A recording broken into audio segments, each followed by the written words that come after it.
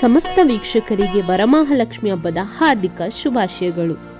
ಇವತ್ತು ನಮ್ಮ ಮನೆಯಲ್ಲಿ ನಾವು ಹೇಗೆ ವರಮಹಾಲಕ್ಷ್ಮಿ ಹಬ್ಬವನ್ನು ಆಚರಿಸಿದ್ವಿ ಅಂತ ನಾನು ನಿಮ್ಮ ಜೊತೆ ಹಂಚ್ಕೊಳ್ತೇನೆ. ಮತ್ತಿನ್ಯಾಕ್ತರ ಬನ್ನಿ ಒಂದು ರೌಂಡ್ ಹೋಗಿ ಬರೋಣವಾ. ನಮ್ಮ ಏರಿಯಾದಲ್ಲಿ ತುಂಬ ಗ್ರ್ಯಾಂಡಾಗಿ ಆಚರಿಸ್ತಾರೆ ಅಂತಲೇ ಹೇಳ್ಬೋದು. ನಿಮಗೆ ಈ ರಂಗೋಲಿಗಳನ್ನ ತೋರಿಸ್ತಾ ಇದ್ದೀವಿ ನೋಡಿ, ಎಷ್ಟು ಬ್ಯೂಟಿಫುಲ್ ಆಗಿ ರಂಗೋಲಿಗಳನ್ನ ಹಾಕಿದ್ದಾರೆ ಅಂತ.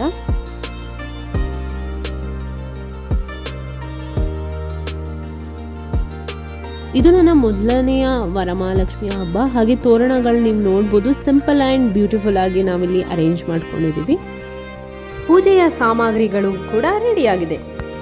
ಹಾಗೆ ಕಳಶವನ್ನು ನಾವು ಅರಿಶಿಣ ಹಾಗೆ ಕುಂಕುಮ ಹೂ ಇಟ್ಟು ಅಲಂಕರಿಸಿದ್ದೇವೆ.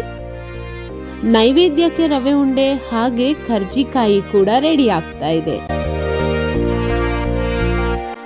ಇಲ್ಲಿ ನೋಡ್ಬೋದು ನೀವು, ನಾವೆಲ್ಲ ಸೇರಿ ಹೇಗೆ ಇದನ್ನ ರೆಡಿ ಮಾಡ್ಕೊಂತಿದೀವಿ ಅಂತ.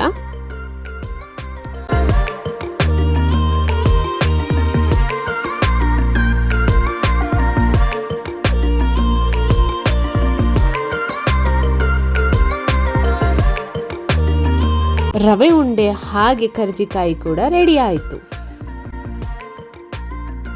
ಲಕ್ಷ್ಮಿಯನ್ನ ನಾವು ಈ ರೀತಿಯಲ್ಲಿ ಅಲಂಕರಿಸಿದ್ದೀವಿ. ಇದನ್ನು ಹೇಗೆ ಮಾಡಿದ್ವಿ ಅನ್ನೋದನ್ನು ನಿಮಗೆ ಮುಂದಿನ ಕ್ಲಿಪ್ಪಲ್ಲಿ ನಿಮಗೆ ತೋರಿಸ್ತೀನಿ.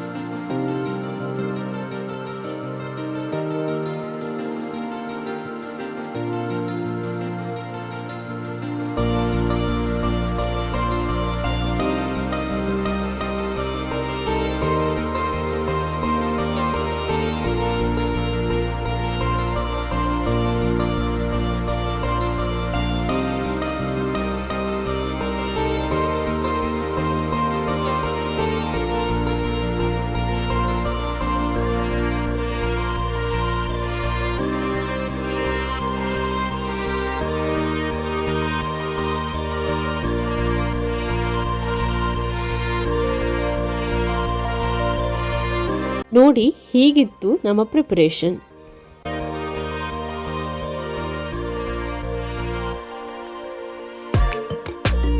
ಹಾಗೆ ಲಕ್ಷ್ಮೀ ಪೂಜೆಯನ್ನ ನಾವು ಮಾಡಿದ್ವಿ.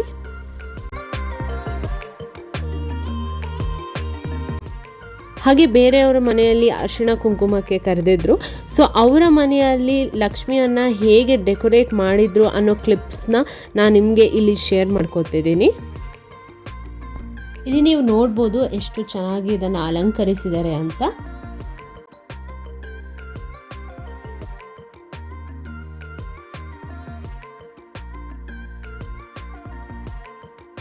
ಹಾಗೆ ಪೂಜೆ ಎಲ್ಲ ಮುಗಿದು ಹಬ್ಬದ ಊಟ ಕೂಡ ಆಯಿತು.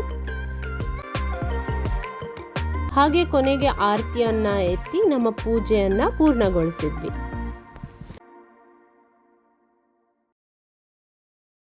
ಹೀಗಿತ್ತು ನಮ್ಮ ವರಮಹಾಲಕ್ಷ್ಮಿ ಹಬ್ಬ. ನಿಮಗೆ ಈ ವಿಡಿಯೋ ಇಷ್ಟ ಆಗಿದ್ರೆ ಲೈಕ್, ಶೇರ್ ಹಾಗೆ ಸಬ್ಸ್ಕ್ರೈಬ್ ಮಾಡಿ.